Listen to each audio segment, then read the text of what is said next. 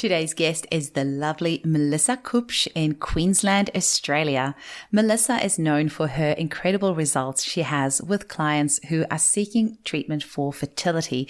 And often as homeopaths, we do end up being the last resort. So by the time Melissa sees clients for issues with fertility, they've often seen pretty much everybody else and seeing her as a last resort. And yet still she is able to achieve incredible results. So do reach out to her if fertility is part of your journey at the moment. You can reach her at www.melissakupsch.com. That's MELISSAKUPSCH.com. And you can also find her on Instagram at That Homeopath, where she shares some wonderful information. Thanks so much for listening. I hope you enjoy the episode. Welcome to the Homeopathy Hangout, where we discuss all things homeopathy from around the world. And now my mum and your host, Eugenie Kruger. Hello, homies, and a warm welcome to Homeopathy Hangout. Today, we get to hang out with the lovely Melissa Kupsch over East in Australia. Welcome to the show, Melissa. Thank you so much. Now, many of our listeners will know you as That Homeopath on Instagram, and I've been following you for a while, and so have tens of thousands of other people because you share some amazing information in there and have incredible results of your fertility cases that you work with as well. But tell us a story of how you were first introduced to homeopathy. For sure. So I don't know whether you actually know the story, but one of the homeopaths that you've already had on the show, Peter Berryman, he was my lecturer at uni. So when I was studying to be a naturopath, he used to say to me, oh, you know, you'd really like homeopathy. And because I'd never heard of homeopathy, I just used to fob it off. What just wasn't interested. I thought if I'd heard of it, maybe it would be something. So yeah, I just sort of left that. And then 2 years into my degree, my sister was chronically ill. So she was in and out of hospital since we were 16 until early 20s. And she had recurrent UTIs that were so bad, they would land her in hospital. She'd be in there for a week on IV antibiotics. She'd have an oxygen mask. She was really sick. And so she tried all of the naturopathic things, all of the Chinese medicine, the acupuncture, the herbs. She quit her job. She tried like grounding, meditation. She really tried everything holistic. Plus our dad is a doctor. So she had tried everything medical. They did like the muscle pulsing machines through the bladder.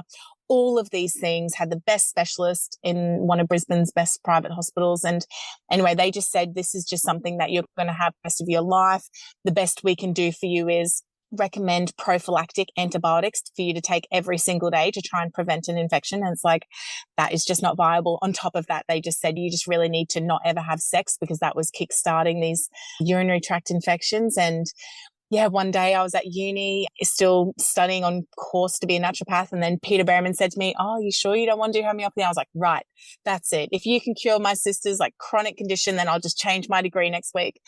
And he said, right, well, when can she meet with me? So we just met in a coffee shop the next week, took about an hour going through her case, all of the things, gave her a remedy. I'm sure you can probably guess what the remedy was, but she got Staph aureus. Okay. And yeah, after a couple of days, like started to have this profound shift, all of these discharges, all of this crazy stuff. And I just thought, what on earth is happening? I actually cannot comprehend. And I thought at that stage, I was pretty open-minded, pretty holistic, understood it, but that was next level for me. And then it sort of became this obsession, like I have to know more. And so then I started reading, and needless to say, I did change my degree, and here we are. And so, yeah, that was really what led me here. That is really cool. And actually, I saw on your website that Peter Berryman is working with you as well. And he's such a talented practitioner himself. He's actually been on the show twice and such an inspiration. And I'm just like, how does one person know so much? It's quite incredible. I think he's just dedicated to homeopathy, just totally dedicated. And how lucky are we that your paths crossed, because now you're on the homeopathy side. Sure. Yeah, for sure. But also it's because, you know, I started out with a naturopathic training as well and then went to the homeopathy side. But it's so good having that naturopathic training. Do you find yourself like drawing on that quite often? I would say even Samuel Hahnemann, he started out with all of those sort of lifestyle things first, right? Like really get your diet clean, get all your levels right. And then when you're still diseased, looking at homeopathy more, I'd say definitely the fundamentals of that would come into play, and some of the herbal things just as an adjunct, because they go so well hand in hand, just really boosting everything all over. If we're talking sperm, hormone health, yeah, definitely. I'm a huge fan of using herbs, but in homeopathic potency. So I often quite like using ginkgo or withania or milk thistle or dandelion in homeopathic, like 6x potency as like a tonic or organ support. Yeah. Yeah. And Love then it. you are so well known for your huge success with fertility cases. Talk to us a little bit about what got you into that niche. It was kind of accidental, but also kind of, I wanted to be able to do something while I still had young kids at home where, you know, with treatment, I had a goal. It's like, I want to get you pregnant in 4 months, in 6 months, whereas say some of your eczema cases, these can be more in it for the long haul sometimes where it's like a really long thing. So that was sort of my motivation in the beginning. And then it just happened to be so successful. So I ran a free trial through Instagram and I just said 6 people, anyone who'd like to get pregnant, anyone who's been trying for more than at least a year and has like quite a complex case, please let me know. And we just did it publicly. And then those 6 women all conceived in that 4-month period. And one of them happened to be a nurse at the time, and then nurses talks. And then she went back to her hospital in Brisbane and is like, oh, I just got pregnant doing this thing. And then 6 more nurses came. And then in that next section, those 6 nurses also got pregnant in 4 months. So it just happened to be really successful at the start. And then with posting online, that just went bonkers. And as you would know, with homeopathy and fertility, it can be such a simple fix. Like so many women, the simple issue of you've been on the oral contraceptive pill. I saw you actually do a post about it recently, and just detoxing the contraceptive pill, bringing in folliculinum, these sort of hormone balancing remedies. Sometimes it's so simple. And some people have been trying for so long and they think, oh, I must have these really deep-rooted issues. If I've been trying for 2 years and not conceived, well, damn, I'm in big trouble. But it truly is not always the case.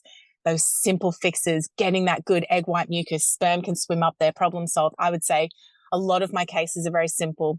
Having said that, in more recent years, they are getting a little bit more complex, different layers of things. Our generation is getting older, and we were the generation that really started with a lot of antibiotics, with a lot of oral contraceptive pills, a lot of steroids, a lot more of the environmental toxins. And so our toxic load, the women who are coming to sort of want to conceive at the moment, I feel we've got more toxicity and I guess a bit more complicated issues. But homeopathy, I think if people are committed to it, definitely gets you a long way there. Just like, I don't know if you see me nodding and smiling, but I was like, yes, yes, yes. I so agree. There's so many of these fertility cases that have been given up on by even conventional IVF clinics, and they come to a homeopath, and so often it can be so simple.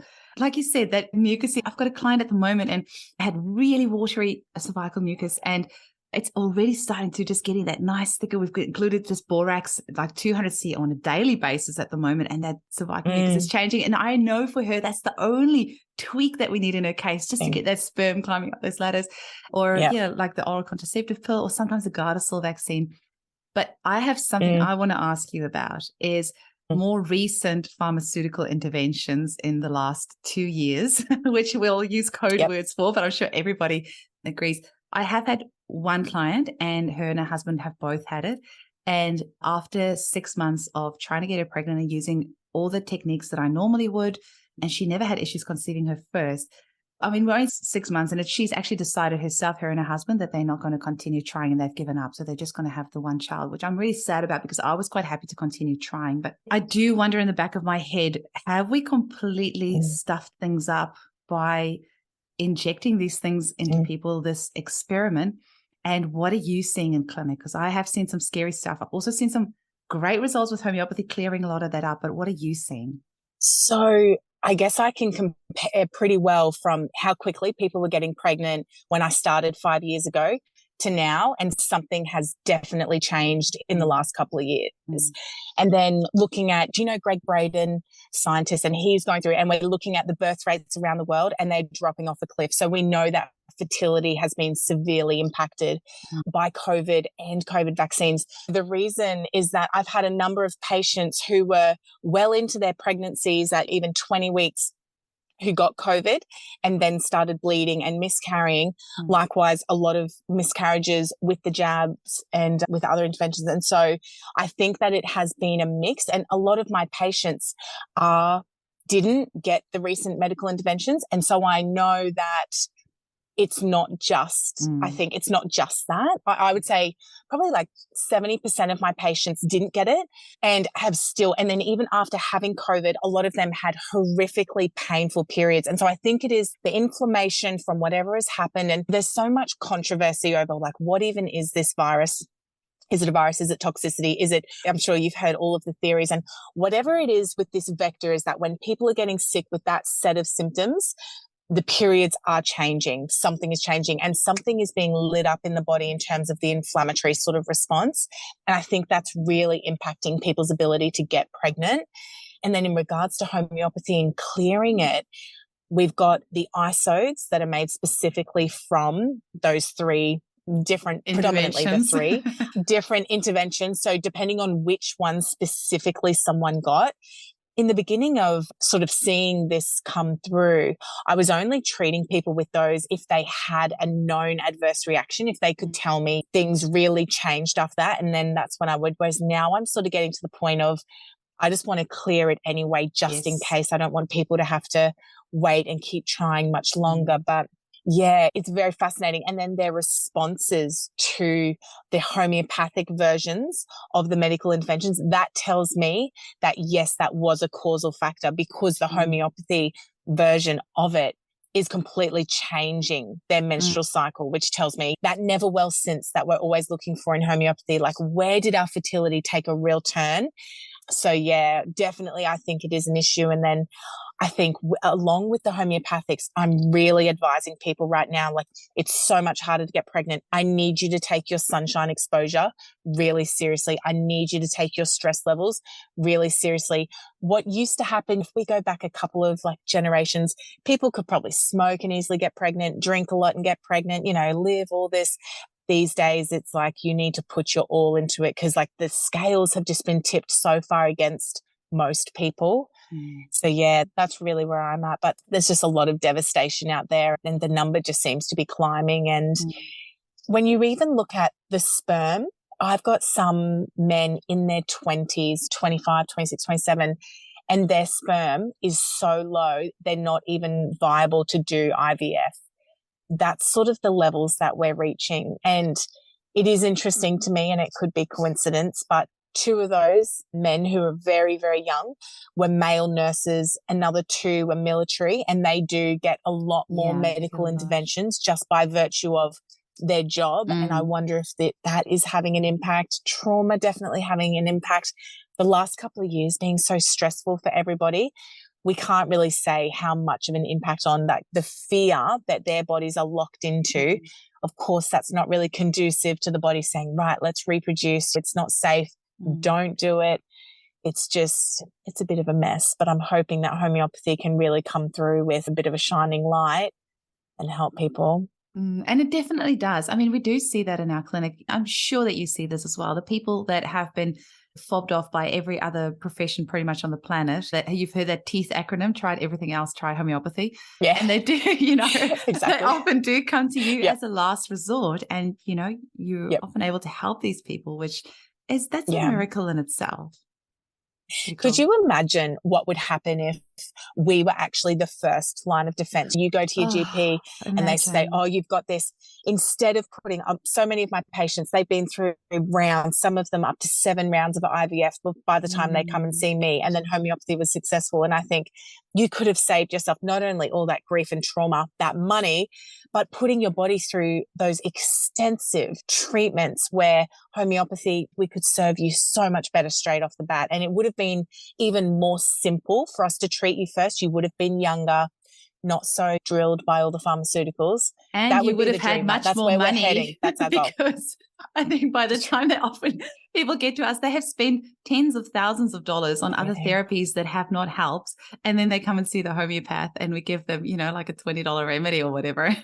Exactly. And when it comes to fertility, I don't know what your fertility prescriptions look like, but often with me, people do walk away with like 5 or 6 or sometimes even more remedies with its fertility prescription. So it does end up, using a bit more. But tell us a little bit about the way that you prescribe. We've had Liz Laylaw on the show. I use Liz Laylaw protocol plus some of my own things. And I've had a few people on the show that also use her protocol. But what's your approach to a fertility case? So in the beginning, I was definitely doing just Liz Layla's sort of straight up her latest. I think she's brilliant. Everything that she's worked out is brilliant.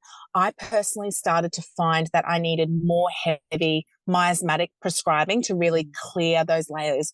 The syphiline and the carcinosin, those ones really dominant. So I've really upped those doses. And then with what we were talking about with these more recent medical interventions, I'm finding now needing to clear those layers, the COVID nosode, even that for the spike proteins. So that's where I'm at. I was talking to Peter Berryman recently, and for the two of us, it's like our favorite remedies are the syphiline and the carcinosin. And so often we are seeing such success using those two in tandem. Obviously, they have a lot of overlap with those remedies in general. And even Peter, who used to be very much a one remedy at a time person, is now using the two and seeing it just progress so much better. So, you know, with the fertility, definitely we're using about 6 or 7 remedies for the woman in a very sort of like worked out protocol. With the men, I generally give a classical prescription and a miasmatic prescription. So really looking at all that family history, where could we be really clogged up here? But those miasmatic remedies seem to be some of my biggest unclearing ones. Even Euthuia metarhinum, how many women have had the history of STDs or the HPV? And this is where, and it's just that psychotic block that we're trying to clear. So yeah, that's where I'm at, and constantly playing with it. And I'm sure Liz is, and I'm sure every homeopath is, as we like face new things and we're seeing new like generations come in of like, where are we stuck here in regards to fertility? But yeah. Very, very cool. I just have to ask, what does your dad think of your job and what you do? I went fishing with my dad yesterday and he said to me, so like, how's business going, darling? I said, oh, it's going good, Dad. And he said, you know, I really think you picked the winning ticket. And he said, if it wasn't clear before the last 3 years, it's very clear to me now. And so my dad's stoked, I think, for me, and my sister works for me as well. And he's happy because business for us has been absolutely thriving. And just he sees the testimonies. He only started following me on Instagram maybe, I don't know, probably about 6 months ago now, which was so funny because I usually talk about him and I thought, oh, I'll have to watch what I say now that he's going to actually see what I talk about. But he's probably he is a GP and in a very low socioeconomic area. So people are they are so sick. It's like, this is just not the clientele who are ready or able to embrace homeopathy. It's just very, very much a very stuck sort of place. So Dad, in his work, it's like really telling them, you've got to get your mind right. He can see that the core of these issues, you must start in the mind. And so most of them are morbidly obese, eating just a horrific diet. And so all of the disease and all of the infections that are coming as a result of that, we could really nip in the bud here. So yeah, Dad's always been really supportive. And it is funny because of course our ideologies largely like we butt heads as much as I love to work alongside like GPs. And that would be my dream, probably have Dad come into the clinic and for the things that he's needed for, people can go there, all of their blood tests, anything like that. But largely we disagree on the approach, right? So well, if you can still go fishing together, that's a huge win. So you two are doing something right. For sure. Amazing. Talk to me a little bit about trauma as well. I mean, you kind of touched on it with the last couple of years and everything that people have gone through. And I do think it's a combination of all the medical interventions plus just the sheer trauma and stress that so many people have gone through in the last couple of years. How do you treat trauma in your clinic and where do you kind of see that playing in? So I have seen a lot of it in my fertility cases. So in fertility, I really go into the depths of, can you pretty much tell me your whole health history and including, I often ask them the question, what are the 2 most traumatic or stressful seasons of your life? What's been the biggest events that might have given your vital force a knock?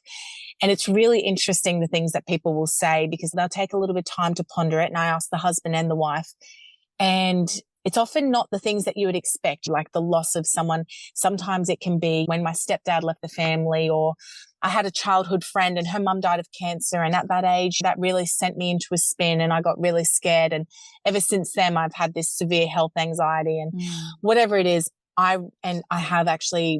definitely attract a lot of sexual abuse patients. Fortunately or unfortunately, I guess I love to help them. And it's something that I'm very familiar with because I have had so many cases of it. I can really understand where they're coming from. So I always factor that in, even when I'm working in fertility. If I can see that that is a massive trauma that has left like residual effects in their body, I'm not just going to be looking at hormones. For some of them, I will give more of a classical prescription, maybe a staphysagria, something along those lines. And yeah, so the traumas I find it increasingly more and more to be the very core, like the root of our health disturbance, where you're really looking for where did that doorway to disease open. I find it's usually in the traumas and oftentimes 10 years and under. So I'm really fascinated by how they play out. So just one example I'm thinking of right now. I had a fertility couple. We did the fertility protocol. They didn't conceive at the end of it. And we said, right, let's go back for a deeper look. Let's look more at like a classical single remedy, deep look approach. And the things that came out after in that next consult, and the husband said, it doesn't seem like a big deal, but when I was a child, my mum never hugged me. My mum, she loved me so much, but she's never told me that she loves me. She does things for me, but she's never told me that she loves me.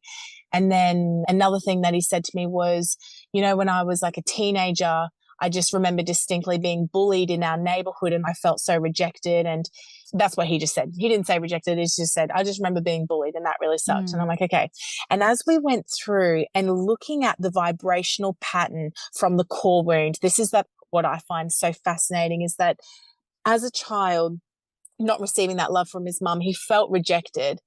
And then throughout life, then we've had the bullying incident and it's again rejected. I'm not good enough.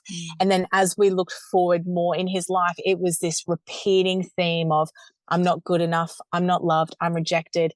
And it just went over and over and over. And that sort of thing, I think as a homeopath, we see all the time. And we're really good at honing in on and identifying where was the original wound and how has that manifested throughout the rest of your life. And as we went back and as he saw that, and I said to him, like, as an adult, can you look back and see that your mum loved you completely? You know, your mum experienced her own traumas, which he sort of outlined for me. So he understood why she wasn't physically affectionate with him. And as an adult, looking back on that and saying, right, I was completely loved. I had this misconception throughout my whole life and it can just collapse these beliefs almost immediately. So this is without homeopathy even playing into it. It's that conscious awareness of, wow, I just misinterpreted something and my mum loves me completely. And I saw his like shoulders drop and just this sort of like joy flood in for him in that revelation that he was completely loved and completely good enough. And I find that sort of stuff, and it can be the most simple things because children are so sensitive. They just are. And sometimes they misconstrue situations. The parents can divorce and it can have nothing to do with the kids. And yet their little hearts can be broken and affected. And that can play into their future relationships and make it really difficult for them to have a harmonious relationships. And so I am so fascinated by all of that sort of stuff. And then the wife of that couple, she told me, I didn't mention it in my first consult, but actually I was abused when I was very young. And she said, but even before that, I have carried this element of shame with me just my whole life. I've always felt ashamed and I don't know why, of course there was that event, but I also feel shame. And I said, okay, well, if this has been with you your whole life, what typically this means to me is this is generational. This has come through from someone else. I said, can you tell me about your parents' lives? Is there any element of shame? And she said, oh yes, there is, because my dad had 9 siblings and unfortunately there was like incest and abuse going on in the family there. And so the amount of shame that my dad felt, I've always known that. And I've always just sort of felt that myself too. And so when you really look at it, here we have these 2 30-year-olds just carrying the weight of so much stuff that really wasn't theirs to carry. And really, it wasn't reality now in their 30s. She doesn't need to feel ashamed anymore. And in the end, the remedy that she ended up being prescribed was Thuya. And when she started taking that, despite having done the fertility protocol and all of that, when she took the Thuya in a Fibonacci home cord, broke out in a rash, like all over her body. So I was like, right, we're onto something. Your body is recalibrating. We're shaking. We're shifting things out. So yeah, that's that. I find that so fascinating. Oftentimes after the fertility protocol, I will think, right, we've got to go deeper and get into the roots of this. Where is the core disturbance here?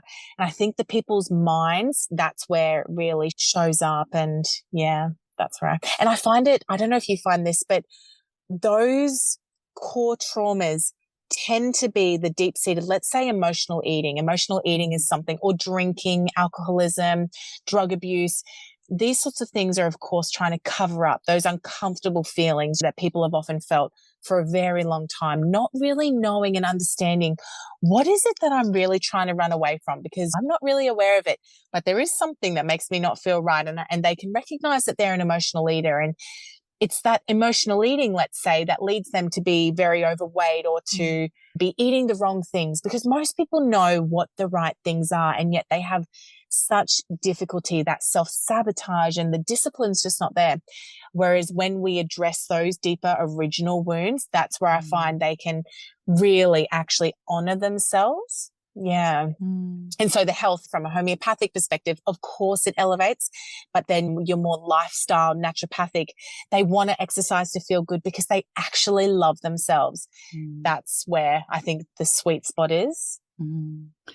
Oh, that was so beautiful. I've got so many things I want to unpack there, but one of them is just when it's really cool when you recognize in a case that the issues that person does not belong to them and it's actually something ancestral. That is really cool. And you can, it's hard to, I was trying to think the other day, like, how do I teach somebody else to do what I do in clinic? And I find it really hard, and I don't quite know why. I think it's because a lot of it's kind of built up over time, but then trying to explain how you think in a consult to another homeopath can sometimes be tricky. So I was sitting here the other day trying to think, how do I explain to somebody when I feel that this does not belong to the client in front of me, it belongs to another generation or maybe even a past life.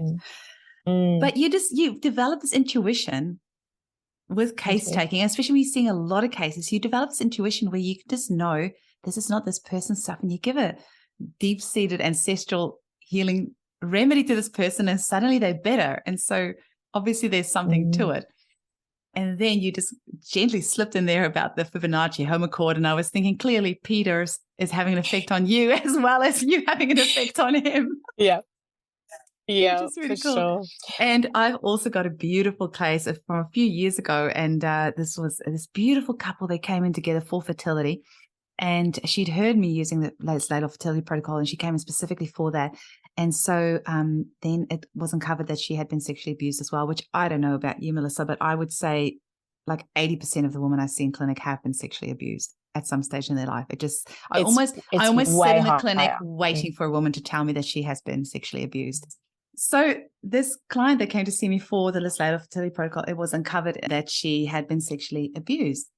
And then I said to her, look, I know you are trying to conceive right now, but I think we need to deal with the sexual abuse that you had gone through before we look at the fertility side of things. And she was totally okay with that. Because at this stage, they had already been trying for a couple of years. They've gone through a couple of rounds of IVF, and she'd had a miscarriage through that as well.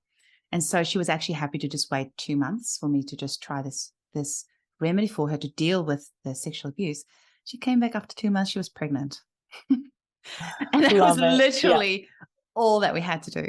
And then after that, that pregnancy ended up actually bringing up quite a lot of trauma as well. And then she was quite hesitant to have a second child. And I said to her, we can work on that. And we did. And a couple of months ago, she had a second baby. So it's just like we literally have the most satisfying job in the world, don't we? Truly. And in regards to that sexual sphere, so many of the patients that I see, sometimes because I post a little bit on Instagram, they know that it's a safe place to come into our consult and say, right, I'm just going to tell you because I know it's important and it was a big deal for me. So many of them, they might have done talk therapy, but they just feel like they have gone around and round, and they're so sick of talking about the actual abuse itself. And with me, they always say, this is so different because we're curious about, you don't have to tell me the awful details, but if you can just tell me the nature of it, tell me how you felt when this happened for you. And oftentimes they've never been able to like really get it out knowing. And right now with the homeopathics, this is going to help that all melt away. It's not going to be that it's going to wipe it from your mind. You're always going to remember that it happened, but that feeling and that resentment that is stuck in your body that you don't want to carry anymore, we can set you free from that. And I don't know any other medicine on earth that can touch that layer like homeopathy can. Nothing can touch it as quickly, that's for sure. And just people that, you know, and some of these people, this abuse happened 30 years ago and they say, I have never felt this free of it. And that forgiveness, you know, a lot of people, they really try to cultivate in themselves like this, I'm just going to put it to bed. I don't want to be stuck in that space anymore, but it's just locked so deeply in their cells. And so with homeopathy, just that little key to unlock it and say, right, that vibrational reminder of it's gone, it's done, you're healing, you're safe. And yes, so wonderful. So Melissa, tell us a little bit about where people can get hold of you. Sure. So I do most of my talking on Instagram. Instagram stories is definitely where it's at on there. And then we do courses that are coming up. So we're finding that a lot of not only our patients, I have had so many patients who are now studying homeopathy because they're so blown away by what they've seen and how it's happening. So yeah. I was talking with Peter Berryman about this and how we can do it. So at the moment, we sort of, for the people who want to do the full-on degree or a proper diploma, Switched on Health in Australia obviously does that. I'm not sure who else you recommend for that. So no, just that's Switched what on we said. Health's the only ones in Australia. But yeah, obviously a few places overseas, but yeah. Yeah. And then Peter and I have started teaming up to do these small bite-sized sort of study things. So it's not the full degree, but say you can get an insight to homeopathy. So whether it is a short course on like trauma, you know, ancestral trauma, short course on like eczema or asthma, first aid in the home is definitely a big one. Yes. So every week I've been doing homeopathic first aid, just Zooms, just free Zooms, get people in, let them learn about homeopathy, the history of homeopathy. So many people just stumble across my page through some random reel and they're like, what on earth is this? Is this essential oils? What is this? And so bringing people into it like that, I think the first aid in the home, mums learning that, definitely the key, because they not only are they avoiding all of the toxic things in early childhood, then as they grow older and they're actually navigating the bigger issues, you know, the anxiety, the depression, parents remember, oh, it wasn't just first aid that I can use that for. It's not just for the fevers and the teething. They're then using it for that. And the children are so blessed by being able to be raised in such a way. So yeah, definitely Instagram is where people really learn a lot. And I'm so lucky that so many of my patients allow me to share just little anonymous snippets of their cases and their stories, because I feel that so much of homeopathic, like being a homeopathic practitioner, is educating people about what healing actually looks like, because it's not all butterflies and rainbows. Healing can be really messy. And so when we are bringing things up to the surface, to be able to see other people navigating it, that is so helpful to know what's actually normal. So yeah, I find people have really learned so much, and then they're, signing up to study, which is awesome, because like you and I said before, we need a wave of new homeopaths, because at the moment, the medical model is completely crumbling. I think you'd have to be a fool to not see that. I don't know what it's like where you are in Perth, but here, our hospitals are so overburdened that people are waiting in the parking lot and it's an emergency. So we need to get as many people away from that setting to actually make room also for people who need emergency trauma care. Like, we are doing the modern medical system a favor by really trying to help as many people stay well at home. What do they say? An ounce of prevention is worth a pound of cure. Just get well, stay well with homeopathy. So yeah, that's where that's at. I completely agree. I think that we're saving the government so much money and relieving the pressure on the medical system by empowering, I always say mothers, but obviously whoever the caregiver is. I say mothers because I think a lot of it starts with the mother, because our natural role is that nurturing, caring aspect. And if we can just empower mothers to take their power back and not run to the doctor for every tiny little thing. Like, I'm sometimes just blown away when I see mums taking a child to the doctor for just a mild fever, or I understand when you're a new mother, but the thing is, how did we get to this place where we have stopped trusting our intuition, where we think that every tiny little thing is a medical emergency? Like, we need to get back to that place where we are empowered to treat our family as a first port of call which is what we have always done for eons. Like how, Yeah. otherwise the human race wouldn't be here if it wasn't for us mothers that have always cared for our families. So taking that power back and then leaving the emergency, like I always use this example. Last year in January, I had my appendix out. It had ruptured and I left it a bit too late. So it ended up being quite messy. But thank God for the hospital system. No amount of homeopathy was going to heal that. I needed to go and get surgery to have it out, which do you think that was actually from shedding symptoms just quietly? But that's a story in itself. So, and in that too, when we're talking about mums taking their power back, it's also A, learning how to use homeopathy, and B, learning that those symptoms are conducive. That is a strong immune system. Your child's fever, that whole basic education. It's like people should not be able to be set off free with their babies until they are taught. We need some basic education. Obviously a lot more people are home birthing now, but imagine if in hospitals they were actually given that confidence to say a fever, that's a great sign, that your child is blah, blah, blah.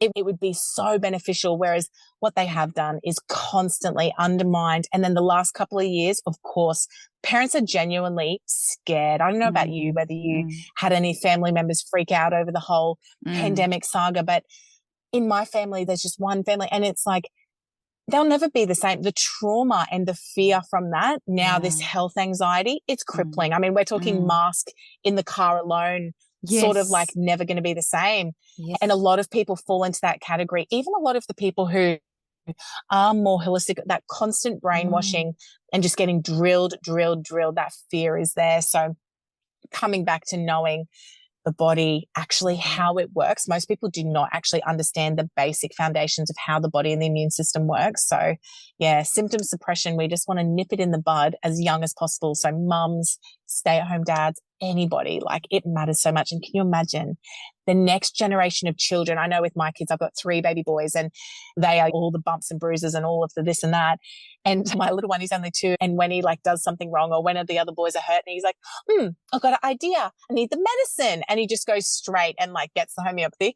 And I just think as a father, say one day when he marries someone, he will bring to that family such knowledge because he's been doing it since he was literally a baby and they've not needed, probably like your kids, they've not needed anything else yet. And they're strong and robust. So I'm sure my regular listeners are bored of me saying this, but my kids are 11 and 8 and they've just never needed antibiotics, no vaccines, no nothing. And they are so healthy that my son has actually complained that all his friends get to have sick days, but he's never sick, so he doesn't get a sick day. So we've actually made a deal in our family now that they get to choose one day per term, which can be their sick day, because all their friends get to have sick days and they're never sick. That is so beautiful. Oh my gosh. And it's like a reward for staying well, son. Now, one day off and do what you like. That's beautiful. And seeing how they understand, how in tune they are with their bodies is just beautiful. It's beautiful. And when a remedy works for them, we've just had Homeopathy Awareness Week and we've had testimonials every day. And my kiddies both did testimonials. And it was interesting hearing them talk about how quickly a remedy works in their body. And my daughter and I actually both woke up this morning feeling really nauseous. I don't know whether I did cook some chicken last night. I've never given our family food poisoning, but we both woke up around 2 a.m. as feeling really queasy. And both of us were around the toilet bowl. We didn't vomit, but we just felt like we were going to. And I gave us each a dose of arsenicum and we went to go lie back in bed together. And she's like, Mummy, that worked in 5 seconds. I'm like, yeah, for me too. And she's like, homeopathy's amazing. I'm like, yeah, it is. Yeah. And it's so amazing too, so funny with the gastro that's obviously been going around. One of my best friends, she's an acupuncturist, that she just sent me a voice message yesterday and she said, oh, you're going to laugh at this. Obviously the kids had gastro real bad. And she said, and I wasn't near my remedy booklet. And so I was just thinking Nux Vom. And she said, I gave them Nux Vom and gosh, they were throwing up all night. The next day she was in doing an acupuncture and she's had to stop her treatment. She's like, oh my gosh, I'm going to throw up. She went home. Her mum's also a homeopath and she spoke to her mum and she said, Rach, it's arsenicum album. She said, oh my goodness, no, it is too. She said, no wonder the kids didn't get that much better that quick. She was up by this point so nauseous. She took a dose of arsenicum album within 5 minutes, had power chucked up, the contents of her whole, and this is what people say, right? They take the remedy all of a sudden for some people. everything comes out and they're like right as rain. They're like, oh, that was good. Now I feel way better. Just get that poison, whatever it is, out. Nux Hilarious. vomica does that to my husband, where he has to be careful where he is when he takes the remedy because it works in under 30 seconds. So he has to be sure that he's close to a bathroom before he takes it. Yes. But the response is so immediate and so curative for him every single time. Yep. It's a running joke in our family now. Just make sure you're close to the bathroom before you take the remedy. Wow. Yeah. And isn't it just like the body is so smart? I was just thinking about this the other day. It's like when modern medicine does not acknowledge that our bodies are intelligent really at all, you look at like a mother. I was just like staring at my kids and thinking my body knew how to grow you, how to knit you together perfectly. My body is so freaking smart and so is yours. And it's like, I would trust that above anything else, first and foremost, as long as possible, because my goodness, it just, the body knows how to heal. I guess sometimes people think, oh, but my body's so broken. Like I really have all of these chronic diseases and I don't know whether my body actually can. And it's like, it can. If you give it the right conditions, you stop giving it the toxic things, the toxic thoughts, you will be surprised just how far your body can go. Like, it knows how to knit together a baby. It knows how to heal you and it knows where you're stuck. And it's that intuition, that listening, this is where the future is, coming back into ourselves and really actually feeling it. It's something that, to be honest, I have neglected intuition my whole life. I've never really been that way inclined. And it's as I've gotten older, I've just been like, holy crap, can't believe it. I've much more like my dad, generally that really left brain dominant logic. I just like analyze, yes. And even in my homeopathic cases, it's always been repertorized logic. Whereas now I feel more and more success is coming with like, I feel that this is where the issue is. I need to like explore this a bit more. It's fascinating, right? So cool. I could literally chat with you the entire day. But like you said, you have 3 gorgeous boys who I have seen on Instagram. They are so healthy. And when they're running around on the beach, you can just look at their little bodies and they're so strong and just vibrant. So I'm sure you need to get back to them. But I just want to thank you for your time and thank you for empowering mothers around the world. Thank you for all the great work that you're doing. And thank you for your time today. It was so lovely to hang out with you. Thank you so much. So nice, Eugenie. I so appreciate it. Chat soon. Bye.